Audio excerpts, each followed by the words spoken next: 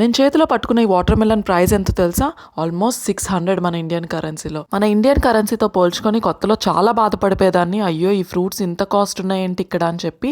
కాకపోతే ఇప్పుడిప్పుడే నేనైతే అలవాటు పడిపోతున్నాను. ఇదంతా ఇక్కడ కరెన్సీతో ఇది కామన్ అని చెప్పి నేను ప్రతిదీ అలవాటు చేసుకుంటున్నాను. అండ్ నైట్ నానబెట్టిన పప్పు అయితే ఇప్పుడు గ్రైండర్ లో వేసేసుకుందాము. ఈ గ్రైండర్ కూడా నేను ఇండియా నుంచి తెప్పించిందే. ఇక్కడ గ్రైండర్ అయితే చాలా యూస్ఫుల్, ఎందుకంటే అస్తమానం ప్రతి డే మనం మిక్సీ సౌండ్ చేయలేము. అంటే చాలా సైలెంట్ గా ఉంటుంది కదా ఊరంతా కూడా. సో అండ్ సండే అసలు మిక్సీయే వేయకూడదు. మనం ఏమైనా టిఫిన్స్ చేసుకోవాలన్నా చాలా ఇబ్బంది అయిపోయేది. ఇడ్లీ రవ్వ వచ్చేసి ఇండియన్ గ్రోసరీ స్టోర్ లోని కేజీ ఇడ్లీ రవ్వ 350 పెట్టి కొనిపించాను నేను. ఇక్కడ కరెన్సీలో అది చాలా తక్కువనే, అంటే కామన్ గా ఇక్కడ ఉండే ప్రైజింగే.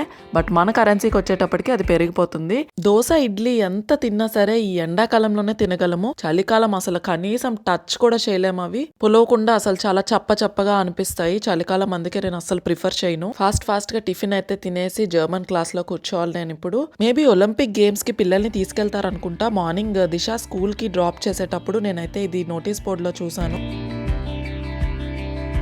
మంచిగా దొండకాయ ఫ్రై చేసుకొని తిని చాలా రోజులైంది.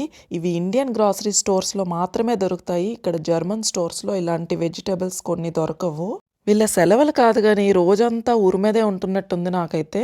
ఇక్కడ ఏంటంటే ప్రతి వీధికి పార్క్ ఉంటాయి అన్నమాట. చిన్న పార్క్స్ ఉంటాయి. బాగా చిన్న పిల్లలకి ఒక టైప్ ఆఫ్ పార్క్స్, అడల్ట్స్ కి సెపరేట్ గా. ఇప్పుడు మేము కూర్చునేది జస్ట్ మా ఇంటికి ఒక 10 అడుగులు వేస్తే అడల్ట్స్ పార్క్ ఉంటుంది. సో రోజు నన్ను వీళ్ళు హాలిడేస్ కాదు కానీ నన్ను అయితే బయటే ఉంచుతున్నారు. మార్నింగ్ సెక్షన్ అంతా తెలియకుండానే గడిచిపోతుంది. క్లాస్ అని, వంట అని, ఏదో ఒక పని అయిపోతుంది.